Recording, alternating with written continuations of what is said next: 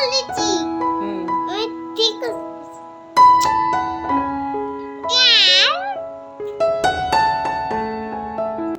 নমস্কার সকলকে, আমার ছোট্ট পরিবারে তোমাদের সকলকে অনেক ভালোবাসা, অনেক স্বাগত।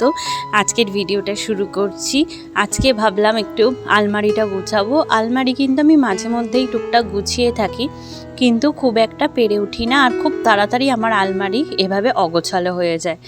এই ধরো গোছালাম, এই এক সপ্তাহের মধ্যেই আমার আলমারি এইভাবে অগোছালো হয়ে যায়। আর ছোট বাচ্চা নিয়ে আলমারি গোছানোটা খুব টাফ। এই দেখো, শাড়ি নামাচ্ছি আর সব শাড়ি লাট হয়ে যাচ্ছে। কিছুক্ষণের মধ্যেই আমার সব শাড়িকে একেবারে শেষ করে দেবে। ওই দেখো, এই ছোট বাচ্চা নিয়ে কিন্তু গোছাতে খুবই কষ্ট হয়, তাই ইচ্ছা করে না যে যাও বা গোছাতে যাব, আরও অগোছালো হয়ে যাবে। তাই অনেক বকাঝকা, অনেক বোঝানোর পর তাকে একটু শান্ত করা গেছে। সে শাড়ি নিতেই ব্যস্ত, সব শাড়ি খুলে ফেলতেই ব্যস্ত। এইভাবেই আমার ভীষণ মানে অগোছালো হয়ে যায় এক তো, আর ইচ্ছা করে না আর কি। এত দুষ্টামি করে আর এত শাড়ি টাড়ি নিয়ে ঘাটাঘাটি করে, আর ইচ্ছা করে না যে আমি আলমারি গুছাই। আমার এক গোছাতে গিয়ে আমার আরও হয়রানি হয়ে যায়। তো যাক, অন্য একদিকে ওকে ব্যস্ত করে দিয়ে এবারে আমি একটু গোছাতে লেগেছি। তাও আমার মানে শান্তি নেই, এই দিক দেখতে হচ্ছে, ওই দিক দেখতে হচ্ছে। ও তো এক্ষুনি সব ধরে টানাটানি করবে, এত শাড়ি দেখেছে তো মানে দিশ পাবে না যে কী করবে।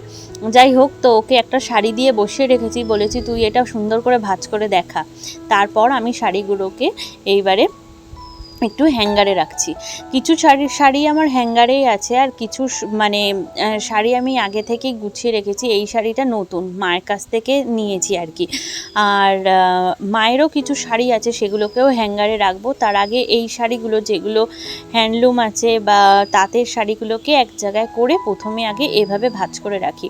একটু ছোটোভাবে ভাঁজ করেছি। ছোটোভাবে ভাঁজ করলে কি হয়, শাড়ি মানে অনেকগুলো শাড়ি একসাথে রাখা যায়। আর আমার আলমারিটা বড্ডই ছোট্ট, আর তার মধ্যে আলমারিটা খুব একটা ভালো নয়, তো তার জন্য না বেশি ভার চাপানো যায় না আর কি।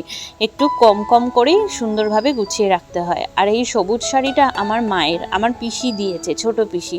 তো মায়ের শাড়িটা আমার কাছে কেন জানো তো, কারণ মা পারপিকো করার জন্য আমার কাছে দিয়েছিল। আমাদের এখানে আমি পারপিকো করিয়ে দিয়েছি মায়ের সমস্ত শাড়ি, তাই আর ফেরত দেওয়া হয়নি। মা বলে কি, তুই তোর আলমারিতে রেখে দে, কোনো কিছু হলে আমি চাইবো, তাই আমার কাছেই রয়েছে।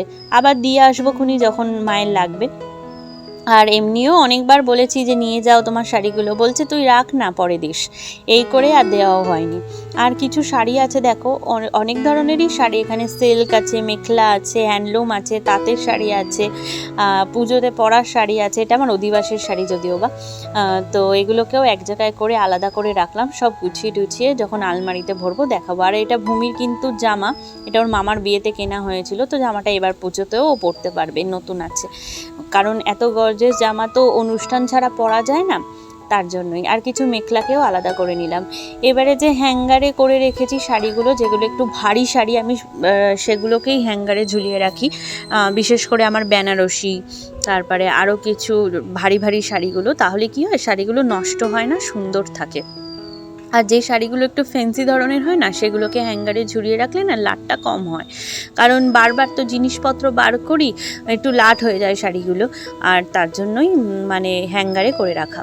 আর যে শাড়িগুলো আমার সচরাচর এদিক ওদিক সবসময় লাগে না, সে শাড়িগুলোকে একটু পেছন দিকে দেবো, আর যেগুলো সবসময় লাগে সেগুলোকে সামনের দিকে দেবো। খুব একটা শাড়ি আমি পরি না, আমার যা শাড়ি আছে হয়তো আমি সব শাড়িকেই একবার হয়তো পরেছি, আর বেশিরভাগ শাড়িও হয়তো একবারও পরিনি, এরকমও শাড়ি আছে। তো খুবই কমই পরা হয়, তোমরা খুবই কম দেখবে আমাকে শাড়ি পরতে, কারণ আমার শাড়ি পরে ওঠাই হয় না। আর ছোট বাচ্চা নিয়ে আমি সামলাতেও পারি না শাড়ি, সত্যি ভালোবাসি না শাড়িটা খুব একটা পরতে। কিন্তু পরলে ভালো লাগে, ওর বাবা বলে, কিন্তু সব সময় পরে ওঠা হয় না। চেষ্টা করি কোথাও গেলে, ঘুরতে গেলে একটু শাড়ি পরে যাওয়ার, কিন্তু মেয়েটা ছোট তো এত দুষ্টামি করে, শাড়ি নিয়ে পরে গেলে মনে হয় হুড়মুড় করে পরবো আর কি, এরকম ভয়ে আর পরি না। মেয়ের কিছু জামা আছে সেগুলোকেও হ্যাঙ্গার করে রাখি, কারণ এই জামাগুলো তো খুব গর্জিয়াস সুন্দর, তাই এগুলোকে হ্যাঙ্গার করে রাখলে ভালো থাকে। জামা সবসময় খুব সুন্দর থাকে, নাহলে ভাঁজ করে রাখলে না একটা কেমন লাট মতো হয়ে যায়। আর নিচে এই ব্যাগটাতে দেখো আমার সব কুর্তি, ব্লাউজ, প্যান্ট সমস্ত কিছু এর মধ্যে আছে। এটাকে আগে বার করলাম ওর জন্য। ওপরের থাকটা গোছানো হয়ে গেছে। আর এই দুটো শাড়ি আমি এদিক ওদিক যেতে পরি, তাই এগুলোকে এই জায়গাটাতেই রাখলাম। আর দুটো লাল শাড়ি ছিল যেগুলোকে রাখা হয়নি, কিন্তু ওপরে দিলে ভার হয়ে যাবে, তাই নিচে এভাবে রেখে দিলাম। আর এবারে হচ্ছে মেয়ের সাথে বসে বসে যে জামা কাপড়গুলো আছে সেগুলোকে আলাদা করব। এই ব্যাগটার মধ্যে স্টোর করব বলে রেখেছিলাম যাতে জায়গা বাঁচে, কিন্তু জায়গা বাঁচার পরিবর্তে আমার দেখছি সব জামাই লাট হয়ে গেছে। ভাঁজ করাই আছে, খালি এগুলোকে এক জায়গায় করে রেখে এবার রেখে দেবো। আমার কুর্তি আর মানে ওয়েস্টার্ন জামা কাপড়ই একটু বেশি আছে, কিন্তু আলমারিতে সেগুলো নেই। সবই আমার টেবিলে এবং একটা ড্রয়ারে আছে। সেগুলো সবসময় আমার এদিক ওদিক যেতে পড়তে লাগে, তো তাই আমি ওগুলো বার করেই রাখি। আর যেগুলো সচরাচর পড়া হয় না আর কতগুলো নতুন আছে সেগুলো এখানে আছে, সেগুলোকে এখন ভরবো আর কি। তার জন্য ভালো করে ভাঁজ করে নিচ্ছি, যে কোনটা কোন দিকে লাগবে সেটা একটু সামনে রাখা, পেছনে রাখা, এইভাবেই আর কি ভাঁজ করে রাখা। দেখছি যে কতগুলো নতুন জিনিস আছে যেগুলোকে আমি এখনও পরিনি। আগের বছরের পুজোর কুর্তি আমি এখনও পরিনি। এখনও এই যে একটা নতুন জিন্স, একটা নতুন কুর্তি, এই যে একটা নতুন টপ, এগুলো পয়লা বৈশাখে কেনা হয়েছিল, এগুলোও পরিনি এখনও। তো পুজোতে এবার সেমন কিছু কেনাকাটি করব না। পুজোর পরে বাবার সাথে মায়ের সাথে যাব একটু পুরীতে ঘুরতে। তো বাবা মায়ের সাথে পুরীতে যাব, দাদাও যাবে সাথে। আর এদিকে মেয়েটা খুব দুষ্টামি করছিল, ওকে আবার তুলে নিয়ে আসলাম। আর বললাম কি এই ব্যাগে তুই ঢুকে বসে থাক। আর দেখো ব্যাগে ঢুকে বসে আছে। এইভাবেই দুষ্টু বাচ্চাদের নিয়ে করতে হয় কাজ, জানো তো। সেভাবে আমি করে উঠি না, তাই মাঝে মাঝে এমন মানে হয় যে আমি ভিডিওতে ভয়েসও দিতে পারি না, তাই বিনা ভয়েসেই মাঝে মাঝে ভিডিওগুলো আপলোড করি। তাতে তোমরা ভালোবাসা দিচ্ছ, কিন্তু আরও দিলে আরও ভালো লাগবে। আর এইদিকে দেখো সব কিছুই মোটামুটি গুছিয়ে নিয়েছি। আমার বিছানাটা বড্ড অগোছালো দেখাচ্ছে, একটু দাঁড়াও। এই কুর্তিটাও দেখো কিছুদিন আগে নিয়েছি ওর ম্যামের কাছ থেকে, এটাও এখনও পরিনি, রেখে দিয়েছি পুজোতে পরবো বলে। অনেক কুর্তি আছে যেগুলোকে বাড়িতে পরি, সেগুলোই এখনও পুরনো হয়নি, তো এগুলোকে কী করে পরি।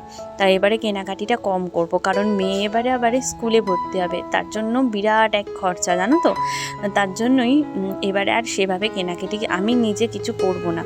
দরকার ওর বাবা রোজ স্কুলে যায়, বাবার প্রচুর জামা কাপড়ের দরকার হয়। আমি তো বাড়িতেই থাকি, হাউস ওয়াইফ, আমার সেরকম একটা জামা কাপড়ের খুব একটা প্রয়োজন পড়ে না, তবুও আমি অনেক কিনি। মেয়েদের কিন্তু এটা একটা স্বভাব, জানো তো, স্বভাব বা অভ্যাস বলতে পারো। মেয়েরা খুব জামা কাপড় পরতে কিনতে ভালোবাসে, ছেলেদের মধ্যে কিন্তু এই অভ্যাসটা থাকে না। কিন্তু কিছু কিছু ব্যতিক্রম ছেলেরাও আছে যারা কিন্তু প্রচুর জামা কাপড় কেনে এবং খুব শৌখিন হয়। আমার কাকা ভীষণ শৌখিন একটা মানুষ, কিছুদিন অন্তর অন্তর নিজের জন্য শপিং করে। আর আমি বলবো করাটাও উচিত, কারণ নিজে এত কষ্ট করে রোজগার করছি, তার থেকে যদি নিজে দুটো নিজের পছন্দ মতো জিনিস কিনি, তাতে কি কোনো ক্ষতি? কখনোই ক্ষতি নয়। তার জন্য কাকার এই জিনিসটা আমার ভীষণ ভালো লাগে। কিন্তু ওর বাবার আবার এই জিনিসগুলো একদমই নেই, নিজের জন্য কিছু কেনাকাটা এইসব কোনো বালাই নেই। আর যার জন্য ওর বাবার জন্য আমাকেই বেশি একটা শপিং করতে হয়। ওর বাবার এইবার পুজোতে বেশ কিছু শপিং আছে, সেগুলো করব। আর মেয়েরও দরকার, সেগুলোও করব। আমার এবারে আর তেমন কিছু দরকার নেই। আর নিচের থাকটা গোছানোই ছিল, খালি একটু ধুলো পড়ে গেছে, আর কিছু জিনিসকে এদিক ওইদিক করে বার করে দিলাম, আর ব্লাউজগুলোকে নিচের থাকে রেখে দিলাম।